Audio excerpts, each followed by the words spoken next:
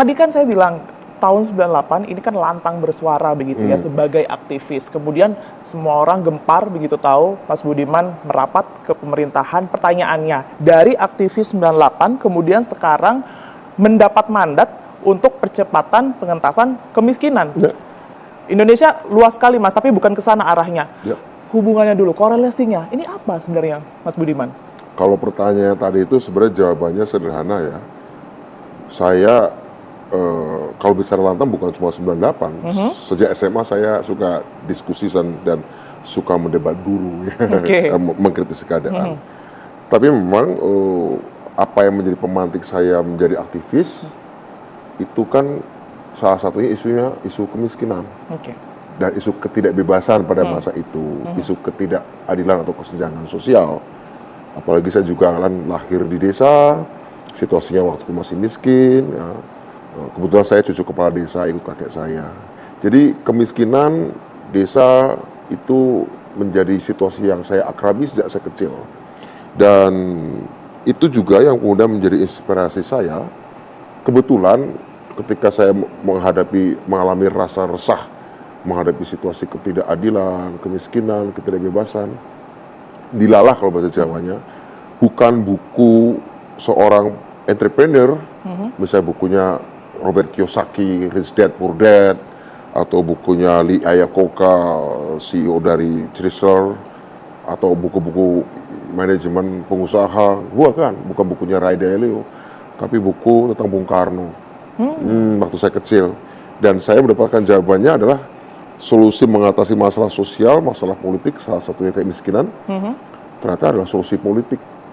Solusi politik artinya harus mengubah keadaan, dan jika diizinkan suatu saat bisa memimpin, bisa menjadi bagian dari kepemimpinan di Indonesia, baik itu di legislatif maupun di eksekutif, untuk memecahkan masalah itu. Jadi menurut saya kaitannya dengan apa yang saya alami atau hari ini saya rasakan, saya duduki itu garisnya panjang ke belakang. Jadi gitu. Memang bisa dikatakan concern sejak dulu begitu, Mas Budiman? Concern saya sejak dulu memang isu-isu kemiskinan, isu-isu kebodohan, itu terutama isu-isu keterbelakangan itu menjadi motivasi utama saya. Bukan semua kemudian menjadi aktivis, tapi ya kemudian terjun politik. Motivasi saya kemudian terjun ke kuliah, mengambil pilihan kuliah ekonomi, kemudian ekonomi politik. Even ketika saya ambil kuliah hubungan internasional pun, tema-tema seperti international trade, international development, ya, ketidakseimbangan dan ketimpangan global, itu juga menjadi concern bagi saya. Alhamdulillahnya, kira-kira begitu ya. Dilalahnya lagi, pemenang Nobel Ekonomi tahun ini juga adalah persis membicarakan tema tentang kemiskinan dan keterbelakangan. Nobel Ekonomi tahun ini dan pertemuan G20 ke depan di Rio de Janeiro di Brazil juga bicara tentang kemiskinan. Dan dilalahnya juga kemudian Pak Prabowo mempercayai saya untuk mengatasi masalah kemiskinan. Nah, berbicara mengenai kepercayaan Pak Prabowo yang kemudian diberikan kepada Mas Budiman, ini Anda melihat pure karena memang melihat concern yang tadi disebut ya, bahwa ternyata memiliki fokus dan juga minat tersendiri untuk membangun Indonesia dalam segi pemberantasan kemiskinan, atau seperti apa? Ada hal lain tidak yang kemudian ini membuat Pak Prabowo ini pada akhirnya memilih Mas Budiman sebagai kepala badan percepatan kemiskinan? Yang menarik adalah ketika Pak Prabowo juga memilih salah satu wakil saya, Ibu Nani, yang juga pegiat pemerhati kemiskinan. Ada Pak Iwan Sumule juga banyak terlibat dalam advokasi perburuhan. Kalau Ibu Nani banyak terlibat advokasi masyarakat urban poor, miskin perkotaan. Sementara riwayat saya, mungkin Pak Prabowo tahu juga, bahwa saya concern dengan isu-isu kemiskinan di perdesaan, gitu ya. Khususnya perdesaannya. Saya banyak mendalami itu, tapi bukan berarti nggak peduli yang perkotaan, tapi memang saya mendalami banyak di isu-isu kemiskinan perdesaan, kurangnya akses atas tanah, aset, permodalan, begitu ya, keterbelakangan infrastruktur, tidak adanya akses pendanaan pada waktu itu, sehingga Tiara, saat saya waktu itu pernah menjadi anggota DPR 2009 untuk pertama kalinya, concern saya juga adalah utamanya adalah kemiskinan dan keterbelakangan di desa. Sehingga saya waktu itu ikut berkampanye untuk undang-undang desa yang hari ini sudah berjalan lebih dari 10 tahun. Ya 10 tahun lah. Begitu. Tapi kalau misalnya kita berbicara mengenai perintah dari Pak Prabowo sendiri, targetnya yang diberikan kepada Mas Budiman ini sebenarnya seperti apa? Ini menarik pertanyaannya, targetnya. Pak Prabowo awalnya berbicara bahwa ada kalimat yang menarik bagi saya. kita tidak boleh berhenti bangga atau jangan sekedar bangga menjadi bagian G20, di mana kita menjadi anggota G20 karena size ekonomi kita yang besar. Oke? Tapi sebenarnya masih banyak masyarakat kita yang kalau miskin ekstrimnya sudah sangat berkurang, sudah 0,8% miskin ekstrimnya, ya. Yang sudah nggak bisa bekerja lagi, nggak bisa berdaya lagi, mungkin karena mereka difabel, mungkin karena mereka aksesnya sudah tertutup, mungkin juga mereka tidak produktif, itu tinggal 0,8%. Tapi sebenarnya masih ada orang-orang yang relatif di garis miskin, bukan miskin yang ekstrim, ya sampai masih ada sekitar 25 juta orang. Tapi kalau kita tambahkan lagi dengan kelas menengah yang rentan atau terancam miskin, itu bisa jauh lebih baik lagi. Nah, itu dia. Permasalahannya kan memang betul kalau dari data ya, Mas Budiman ya. Ini kan kelas yang miskin ini memang menurun begitu ya. Tetapi kalau untuk menengahnya tergerus terus bahkan terancam seperti yang tadi sudah disinggung sebelumnya. Bisa Betul, bisa turun kelas, bisa terpelanting dia. Bisa terpelanting karena pijakan tempat kelas menengah ini berdiri hari ini sedang mengalami kocok ulang. Ibaratnya Tiara ada di lantai, lantai ketiga gitu ya. Yang ekstrim adalah lantai bawah, ground floor. Yang miskin ekstrim ya, itu tinggal 0,8%. Yang miskin lantai 2 ya. Sudah mulai menguat nih kira-kira ya, udah terangkat gitu ya. Tapi di lantai ketiga, kelas menengah, itu terjadi banyak goncangan. Sebenarnya goncangan di seluruh gedung sih, kayak gempa bumi. Apa sih yang menyebabkan gempa buminya? Ada banyak faktor. Setidaknya saya mencatat ada 3 faktor. Apa itu? Situasi perang, geopolitik yang menegang, sehingga itu juga bisa mengancam. Itu faktor nomor 1 yang paling saya tidak mengatakan itu nomor 1, tetapi once itu terjadi, itu bisa sangat mendasar mengubahnya kalau ada goncangan geopolitik. Faktor kedua, sisa-sisa pandemi, di mana kita tahu bahwa saat pandemi banyak sekali usaha-usaha yang tutup, bukan cuma yang kecil, tapi juga menengah, tapi juga bahkan di atas. Sehingga kemudian mereka pada berjatuhan di saat pandemi, dan sekarang sudah mulai diangkat kembali, terutama di extreme poverty. Miskin yang ekstrim sudah mulai bangkit. Pak Jokowi berhasil menjaga di lapisan paling bawah untuk tidak remuk, blesek ke dalam gitu ya. Kemudian yang miskin ke atas ini, sampai menengah ini yang kemudian masih belum cukup solid. Baik, itu bangkitnya. PR-nya ya, berarti ya. PR-nya ada di sana. Itu faktor. Kedua, pandemi ya. Ketiga, jangan lupa disrupsi teknologi. Terjadi kocok ulang. Caranya manusia sedunia bukan cuma Indonesia.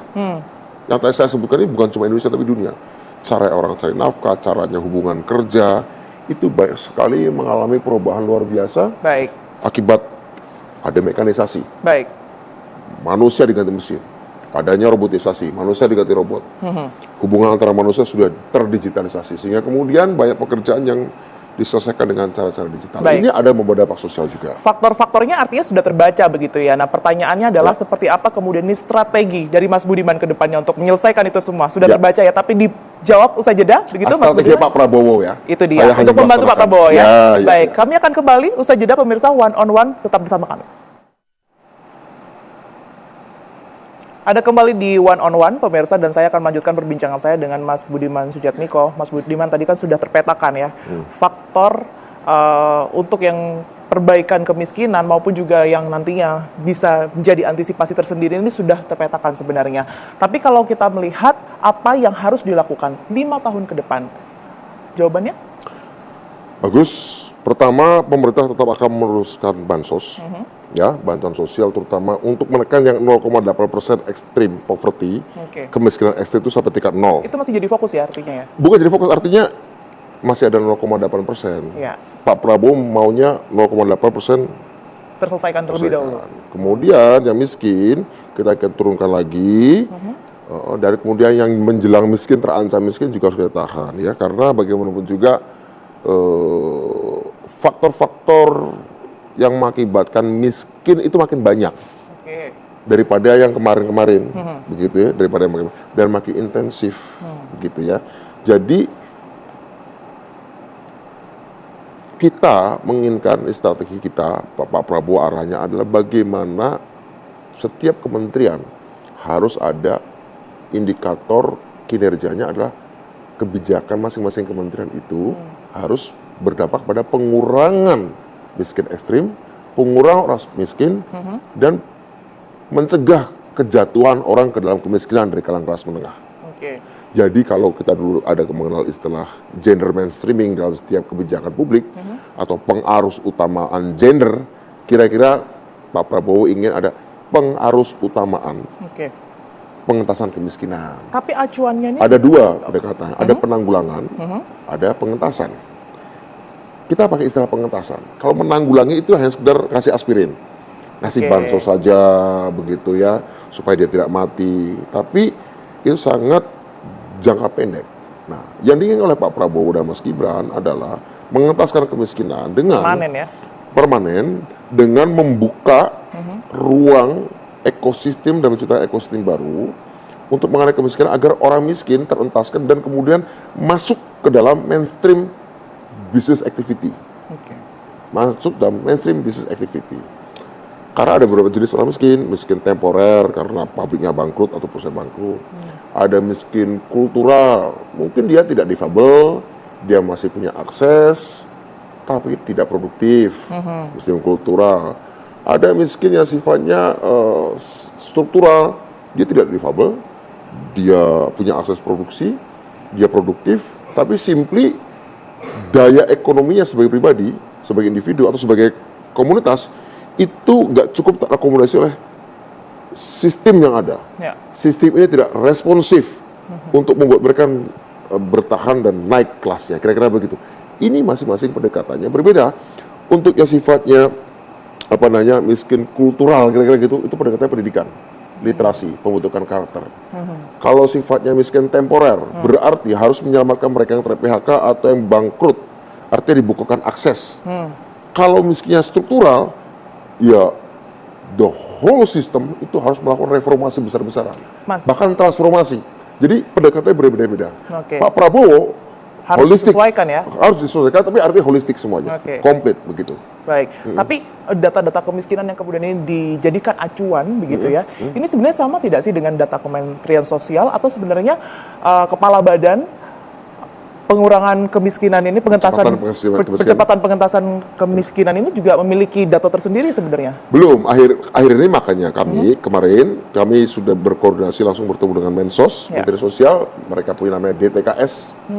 Kemudian sudah diskusi juga saya dengan Kepala BPS, sudah diskusi juga dengan Kepala Bappenas, Menteri Sosial dan Badan Gizi. Juga tadi pagi saya bertemu dengan Sekretaris Menteri Koordinator Pemberdayaan Masyarakat, yang tadinya PMK, yang punya data namanya P3KE. Nah, kemudian saya juga sudah bertemu dengan Direktur PLN yang habis melakukan survei dan sedang melakukan sensus tentang mengukur kemiskinan dari pembelian token listriknya, dan kemudian fasad atau tampilan luar rumah mereka. Kita sedang mencoba melakukan rekonsiliasi, dan kami kemarin dengan Mensos, dengan Bappenas, Kepala Bappenas, dan dengan Kepala BPS sudah sepakat, ini perintah Presiden bahwa nanti data dipusatkan oleh BPS, dan di BPS itu nanti mengolahnya dan menyimpannya, dan kita ingin mencoba merekonsiliasi. Misalnya tadi dengan Sesmenko PM, Pemberdayaan Masyarakat, merekonsiliasi antara data P3KE dengan data DTKS-nya Kementerian Sosial. Nah, ini baru mulai, kita baru mulai, dan targetnya 100 hari ya harus selesai, sehingga kita bisa menyepakati data terpadu tunggal tentang kemiskinan, yang mana tidak lagi sekedar, kalau menurut BPS, pendapatan Rp500.000 per bulan, enggak, terlalu rendah standar itu gitu ya. Kita kan ingin jadi negara maju nih, Mbak Tiara, sehingga kita harus melakukan benchmarking tolak ukur yang cocok untuk negara-negara maju. Nah, kita sesuaikan nanti kira-kira berapa, dan fakta bahwa nanti misalnya tata jumlah orang miskin bertambah dikarenakan standar kita naikkan, yaitu harus dilihat sebagai sebuah sikap dari pemerintahan Pak Prabowo dan Mas Gibran bahwa toleransi kita atas kemiskinan seiring toleransi kita atas korupsi itu harus nol, kira-kira begitu ya. Sehingga kita naikkan standarnya. Nah, nanti kita diskusikan antara data-data itu, kira-kira begitu. Lagi-lagi disesuaikan begitu ya, Mas Budiman, dengan direkonsiliasi, apa yang direkonsiliasi. Artinya tidak ada data-data yang kemudian ini overlap tidak overlap dan tidak centang perenang dan tidak tumpang tindih, karena bagaimanapun juga ada beberapa cara pengentasan kemiskinan. Ada subsidi barang. Subsidi barang itu bagus untuk mengontrol inflasi, ya, dan tapi kadang-kadang sering salah sasaran. Kadang-kadang lapisan masyarakat yang tidak berhak mendapatkan subsidi dapat subsidi. Itu sedang ditinjau kembali. Ada keinginan untuk subsidi ke level keluarga. Gitu. Mas Budiman tadi di awal segmen ini sempat menyinggung adanya bansos begitu ya sebagai salah satu jalan keluar bisa dikatakan begitu untuk menangani kemiskinan yang ada di Indonesia. Kita tahu jalan bahwa dari kemiskinan ekstrim. Kemiskinan ekstrim ya tepatnya ya. Di era Pak Jokowi dulu sering sekali kita temui. Sebenarnya kalau melihat apa yang sudah dilakukan sebelumnya, apalagi ada pandemi begitu, sesignifikan apa pengaruh dari bansos ini untuk mengurangi kemiskinan di Indonesia? Untuk mengurangi kemiskinan ekstrim sangat berpengaruh, dan untuk menahan agar bantalan di bawah kuat, sehingga ketika terjadi pandemi runtuh ini tidak ambruk, tidak ambles. Sangat berhasil Pak Jokowi dalam mengurangi kemiskinan ekstrim itu dan menyebabkan kita terhindar dari krisis sosial yang lebih besar diakibatkan oleh pandemi. Ya kan? Sangat membantu, itu. Jika artinya akan dilakukan lagi di era Pak Prabowo sama dengan di era Pak Jokowi? Itu akan teruskan. Cuma seperti saya katakan tadi, dari jenis kemiskinannya, ya macam-macam, dari jenis sebabnya, tantangannya berbeda, lebih kompleks, lebih intensif, jauh lebih banyak akar-akar kemiskinannya lahir akibat disrupsi teknologi, akibat ketegangan geopolitik, ekonomi politik, yang nanti ada kaitannya juga dengan soal swasembada. Karena kita tahu, Tiara, bahwa Pak Prabowo ini kalau diperes ya, kira-kira kalau diperes programnya yang menjadi primadona beliau adalah pengurangan kemiskinan, swasembada pangan dan energi, serta pembangunan sumber daya manusia. Ya kan, pembangunan sumber daya manusia lewat badan bergizi, ya, seperti itu. Kementerian Pertanian ada tugas yang namanya swasembada pangan, misalnya seperti itu. Nah, badan yang kami pimpin diminta untuk membackup, mensupport, mengorkestrasi, merekonsiliasi program pengentasan kemiskinan itu. Kalau kita berbicara mengenai 5 tahun ke depan, target Anda sendiri bisa mengurangi kemiskinan ini sampai di angka berapa, Mas Budiman? Kalau 0,8 kemiskinan ekstrim ya harusnya bisa lebih mudah. Ya kita berharap ada sampai ya berkurang lagi, bisa tinggal sekitar 5%. 5% ya? Ya, kita kurang lagi. Karena yang paling penting bukan itunya, bukan sekedar orang miskinnya. Orang miskin akan selalu ada. Kita cuma mencegah agar tidak lahir secara deras, lahir orang miskin baru. Targetnya kalau bisa 2029 ada 18% kelas menengah di Indonesia yang solid begitu ya. 18%. Sekarang baru 13% kira-kira kelas menengah kita. Karena targetnya 2045 kalau bisa 80% penduduk Indonesia kelas menengah. Dari Sabang sampai Merauke yang difokuskan terlebih dahulu nih Mas. Kalau kita berbicara di tahun 2024 ya, sampai 5 tahun ke depan, di area mana, daerah mana? Sebenarnya kalau kita lihat kemiskinan antara di desa dan kota, hampir seimbang. 13 juta di desa, 11 juta lebih di kota, ya. Ada penyebarannya, ada data-data per provinsi. Sebenarnya sama-sama, karena itu karena di desa ada mekanisme dana desa, relatif sudah tersedia sumber pendanaan. Tinggal nanti musyawarah desanya bisa mengalokasikan lebih baik untuk menciptakan kelas menengah baru di desa. Di kota ini kan belum ada bantalannya, paling cuma bansos ya, Nah, dan kebanyakan juga orang-orang yang di PHK dari pekerjaannya kan tidak segera langsung pulang ke desa, masih berputar-putar di kota, berpindah-pindah. Ini lebih kompleks di kota karena lebih longgar tempat mereka bermukim, ya, kemudian karena nggak ada gaji, kemudian PKL segala macam itu nggak punya slip gaji. Kita padahal inginkan bahwa mereka lebih bankable supaya mereka bisa mendapatkan kredit untuk kewirausahaan mereka, menyerap dalam dunia usaha baru yang kita ciptakan. Begitu. Baik, kita jeda terlebih dahulu karena nanti next segmen kita bisa bahas mengenai makan siang bergizi gratis yang saat ini. Makan bergizi tanpa siang. Makan bergizi gratis yang saat ini sedang difokuskan oleh Pak Prabowo juga ya, beserta juga dengan kabinet. Kita akan kembali saat lagi, pemirsa tetaplah di One on One.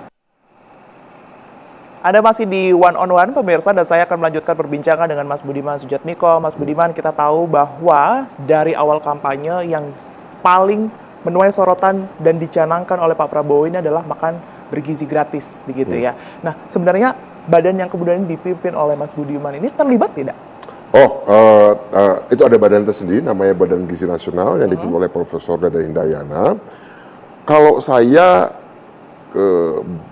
diskusi lama dengan Profesor Dadan, Kepala Badan Gizi Nasional, bahwa apapun yang dilakukan oleh BGN, saya harus menyumbang orang miskin untuk terlibat di dalamnya.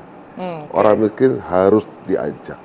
Tapi pertimbangan-pertimbangannya juga melalui Mas Budiman juga. Oh iya, kita diskusi. Artinya kenapa orang miskin harus diajak? Artinya gini, jangan nanti orang bayangkan bahwa ini adalah program untuk mereka suppliernya hanya di kalangan mapan saja. Tidak. Okay. Karena tugas dari Badan Percepatan Pengentasan Kemiskinan ini adalah membuat orang miskin kembali bergairah hidupnya, ya, punya harapan hidup. Maka mereka harus terlibat juga di dalam aktivitas produksi, penyuplai untuk makanan itu. Sehingga yang saya bayangkan nih, kira-kira demand side-nya BGN, Badan Gizi Nasional. Supaya saja bisa ada BUMDes, Badan Usaha Milik Desa, bisa koperasi, bisa UMKM. Nah, saya ingin ini ada UMKM yang isinya orang-orang miskin yang dientaskan. Ada koperasi yang isinya banyak orang miskin yang dikoperasikan. Ada BUMDes yang melibatkan aktivitas-aktivitas orang miskin di desa untuk terlibat dalam hal itu. Sehingga saya bayangkan nanti ada beberapa sektor, khususnya pangan dalam hal ini adalah, kalaupun ada masih namanya program Raskin, itu bukan cuma beras untuk orang miskin, tapi juga Raskin beras oleh mantan orang miskin. Kira-kira gitu. Ada orang miskin, kasih Raskin, diproduksi oleh orang yang 3 bulan lalu sudah terentaskan dari kemiskinan. Nah, ini penting untuk menciptakan underprivileged semi-closed loop system. Ekosistem setengah terbuka di kalangan underprivileged, orang-orang yang miskin tadi itu. Ini penting untuk menciptakan ekosistem itu agar, kan gini, orang miskin nggak bisa bangkit sendiri-sendiri. Orang seperti juga UMKM nggak bisa bangkit sendiri-sendiri. Ibaratnya mereka harus menyeberang jalan, itu harus ada gurunya ikut mengantarkan, nyebrang jalan bareng-bareng, ya. Jangan dia biarkan anak kecil itu nyebrang sendirian sembarangan, ya. Nanti bisa ketabrak kendaraan ekonomi yang lebih besar. Nah, kita ingin ketika ada Pak Prabowo menciptakan program yang menurut saya sangat transformatif, sangat revolusioner, makan bergizi gratis terbesar di dunia, artinya ada demand, ada off-taker, ada permintaan yang tetap tiap hari untuk makan. Ya kalau diisi oleh pemain-pemain besar saja, ya semakin gapnya semakin tinggi kan. Ini orang-orang miskin ini harus dimasukkan dalam KUB. Kelompok usaha bersama. Apa itu? Bisa koperasi, bisa macam-macam, bisa BUMDes, dan kemudian ajar mereka, kasih literasi bagaimana caranya menanam dengan baik, ajar mereka bagaimana mengemas beras dengan baik, menyortir sayuran dengan baik. Saya kira itu penting. Itu kontribusi yang memang ingin kita sumbangkan, bahwa makan bergizi gratis kena 2 sasaran, yaitu pembangunan sumber daya manusia dapat, swasembada pangannya dapat, akses produksinya dari si supplier dari lokal, dan pengentasan kemiskinan dapat. Dan 3 hal ini kan yang disebutkan di bagian-bagian awal pidato Pak Prabowo saat beliau dilantik menjadi presiden. Swasembada pangan, pembangunan sumber daya manusia, pengentasan kemiskinan. So, sekali lempar batu 3 burung kena, kira-kira gitu. Nah, karena juga dimintai pertimbangan, pasti juga pembicaraan itu masih terus berlangsung sampai saat ini. Masih, dan kita akan lanjutkan lagi. Nah, ini informasi yang mungkin diterima juga oleh Mas Budiman, ya. Perencanaan dan pemberlakuannya ini nanti akan kapan? Sudah keluarkah waktu pastinya begitu, kapan kira-kira ini sudah bisa, uji coba tersebut sudah bisa dilakukan, kemudian juga sudah bisa diterapkan secara permanen di wilayah tertentu begitu? Sudah dilakukan, dan sekarang lagi dibangun dapur-dapur di berbagai daerah. Mulai tahun 2025 ini akan semakin skalanya semakin full. Untuk bulannya? Januari insya Allah akan dimulai lebih full, ya. Karena ada anggaran baru, tapi sudah dimulai uji cobanya di beberapa tempat begitu. Tapi kalau teknis nanti tanya ke Pak Dadan, ya. Ini ada anggarannya, mungkin targetnya kalau nggak salah ya, koreksi kalau saya salah, antara 20 juta sampai 25 juta dulu anak atau dan ibu-ibu hamil yang akan dapat. Skala penuhnya nanti kan sampai 82 juta. Itu di daerah mana, Mas? Saya lupa, mungkin salah satu di Sukabumi ya, salah satu di Sukabumi sudah dicoba. Tapi sudah mulai banyak dibangun kitchen ya, melibatkan BUMDes, melibatkan koperasi, melibatkan vendor-vendor lokal. Nah, saya ingin kelompok yang baru saja dientaskan dari kemiskinan juga terlibat, dan itu harus dilatih. Itu sudah termasukkah dengan program susu gratis? Karena mungkin ini bagi beberapa masyarakat yang awam rancu begitu ya Mas ya. Program susu gratis ini masih samakah dengan program makan siang gratis yang nanti akan mereka dapatkan? Atau sebenarnya Lebih baik itu ditanyakan pada Pak Dadan.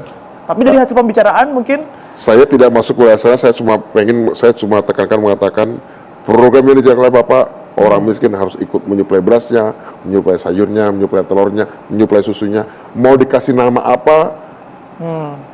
Bukan urusan badan kami. Badan kami adalah orang Keputusannya miskin bukan di- terlibat. Ya, Bu ya, begitu. Oke. Ya.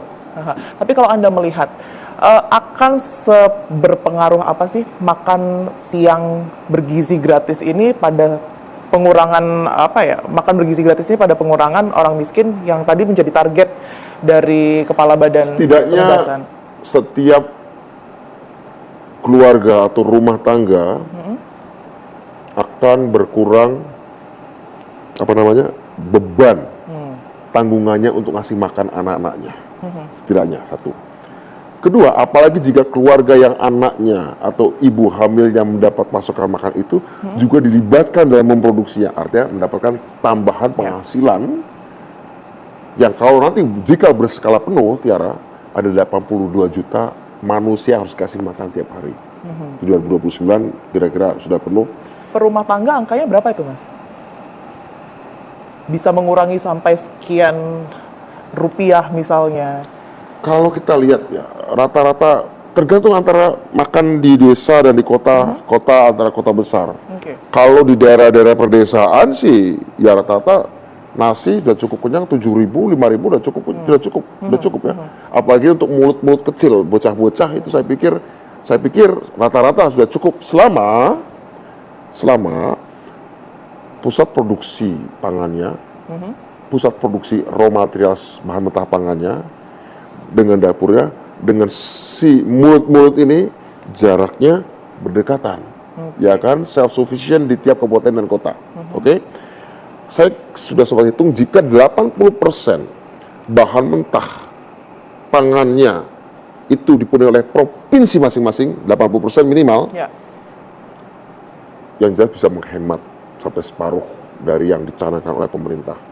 Kan Separuhnya? pemerintah 460 triliun ya, kita udah ngitung sebenarnya 180 triliun bisa tuh. Lebih dari separuhnya.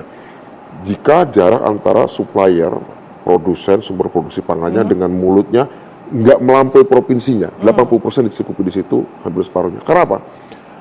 Biaya logistik yang selama ini yang cukup banyak kan untuk itu. Kedua, dilihat dari perspektif ekonomi hijau, green economy, jejak karbonnya berkurang. Karena semakin sedikit asap yang dikeluarkan, ya semakin pendek, semakin sedikit kilometer yang ditempuh perjalanan dari bahan mentah menjadi makanan yang siap makan. Jadi carbon footprint-nya juga bisa kita carbon footprint-nya bisa kita kurangin, biaya logistiknya bisa kita kurangin, kemudian tentu saja cold storage-nya, gudang-gudangnya juga akan lebih fresh karena perjalanan tidak memakan waktu lama untuk penyimpanannya, sehingga kemudian bisa langsung disirkulasikan menuju mulut anak-anak atau ibu-ibu hamil itu. Jadi saya kira selama tercipta ekosistem supply dan demand side yang Imbang, ya? setengah tertutup di dalam kabupaten itu atau di provinsi itu, maka kita bisa mengurangi biaya produksi dan bisa mengurangi jejak karbonnya. Baik, itu Untuk juga ekonomi yang hijau. tentunya diharapkan oleh kita semua ya. Di Ya. awal tahun 2025 nanti akan kita lihat begitu ya. Semua kebaikan, banyak kebaikan, biasanya kebaikan-kebaikan itu kalau sendiri-sendiri malah saling cancelling out ya. Tapi kalau kebaikan itu kita buat ekosistemnya akan saling mendukung. Oke, Gitu. baik. Mas Budiman, kita jeda terlebih dahulu ya. Ya. One akan kembali, pemirsa, untuk Anda tetaplah bersama kami. Anda kembali di One on One, pemirsa. Saya ingin tanyakan ke Mas Budiman, mengingat kita tadi sudah bahas di awal seperti apa kemudian ini perjuangan dan juga kiprah Mas Budiman Sujatmiko ini di tahun 98 sebagai aktivis. Tapi sekarang melihat aktivis-aktivis mahasiswa, Mas. Seperti apa sih sebenarnya di era saat ini, jika mungkin dibandingkan dengan era Mas Budiman terlebih dahulu ya? Kalau pada anak-anak muda, seusia mereka, sekarang saya pernah jadi seperti mereka, saya sering bilang, mumpung masih muda, jangan takut salah, Oke. jangan takut kalah. Nanti di saat yang tepat, apa yang pernah disalahkan bisa dibenarkan, dan apa yang dikalahkan akan dimenangkan. Tergantung momentumnya, ya kan?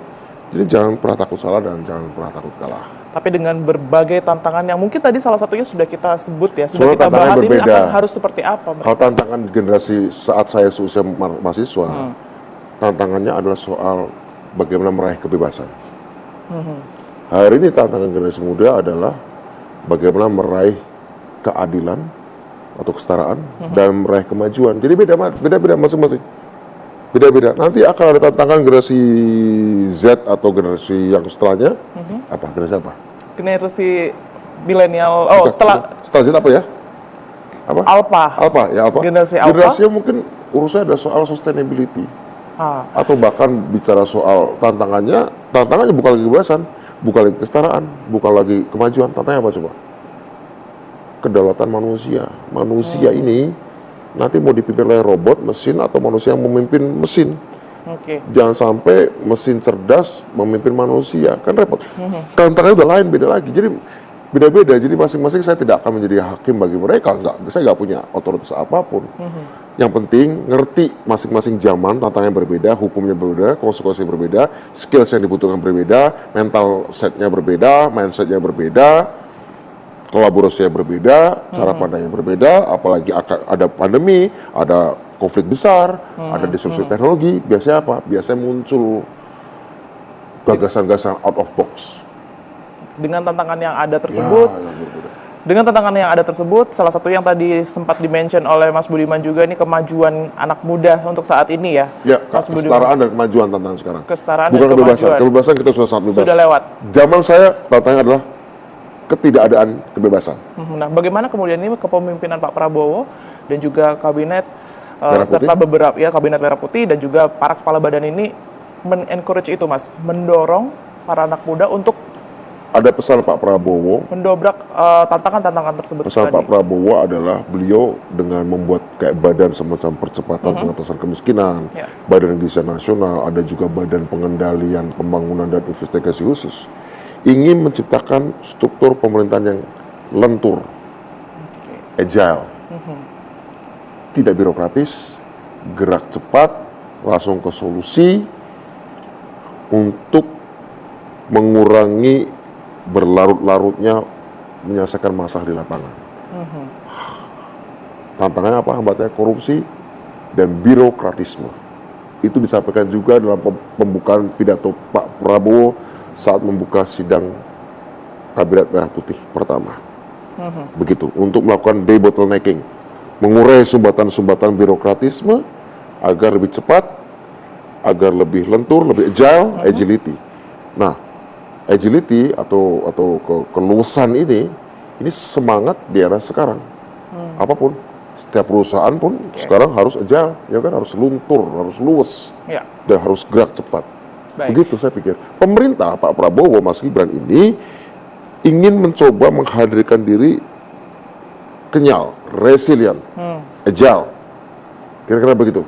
Makanya badan-badan ini diharapkan bisa lebih bergerak lebih cepat. Untuk karena Pak Prabowo, Mas Gibran ada program 8 hasil cepat terbaik.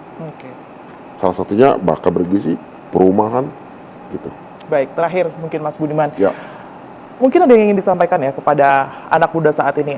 Di tengah tadi yang sudah kita bahas berbagai tantangan, apa yang harus dipersiapkan untuk 5 tahun ke depan, ini seperti apa? Silakan. Ya, kalau saya dikatakan apa tantangan di badan saya lah ya, badan yang saya pimpin ini, tantangannya adalah bagaimana yang miskin ya diselamatkan, yang terancam miskin diberdayakan. Agar tiap individu dan tiap komunitas di Indonesia bisa berdana, berdata dan berdaya, atau berdata, berdana dan berdaya. Semuanya berbasis data, semuanya memiliki dana, dan pada akhirnya berdaya, berdata, berdana, berdaya bersama-sama. Baik, Kira-kira itu dia fokus kita untuk 5 tahun ke depan begitu ya. Kira-kira gitu. Tidak hanya dari Fokus pemerintahan tetapi juga badan-badan yang anak kami muda. pimpin. Ya. Baik. Anak muda juga harus berdata, berdaya. Baik, selamat bekerja. Terima kasih, Mas Budiman Sujatmiko, terima kasih banyak sudah